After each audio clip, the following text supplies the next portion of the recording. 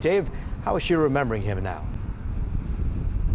Well, she's remembering him as someone who loved to be around friends and family and loved serving his country as a Marine. You know, this shooting really sent shockwaves all across Metro Detroit, but tonight his mother says she's remembering her son and wants the entire community to know who he was. How could you take my only child away from me? He's all I had. He's all I had. Korto Johnson is still struggling to understand how her 22-year-old son, John Cassidy Williams' life could have been ended so suddenly by a bullet allegedly fired by the hand of someone he knew, suspect Raquin Deshawn Patrick. With the report saying premeditated, why? You knew him. That part, it just haunts me. You knew him. He was your friend. I want to be a fighter. I want to be successful, but I struggle. It's so much pressure to be a young black man. A family member put together this tribute video honoring John's 22 years on Earth, which included time serving as one of the few, the proud, the Marines. You know, he joined the Marines because he wanted a place to belong, you know.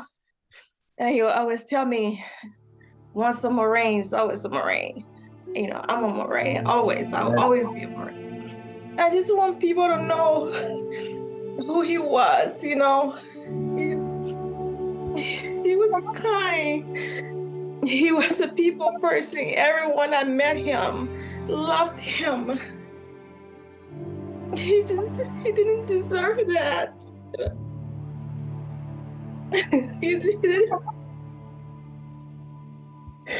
didn't deserve that. Police say Williams was found on the ramp from the northbound Southfield Freeway onto I-96 around 3:30 in the morning of January 23rd. Investigators say he was shot in a car along the freeway and then pushed out onto the ramp. Detectives confirming the shooting was not random. The mother says she saw the suspect once before a few months ago. I'm out of town and I came to Michigan to visit. I went to my son's apartment.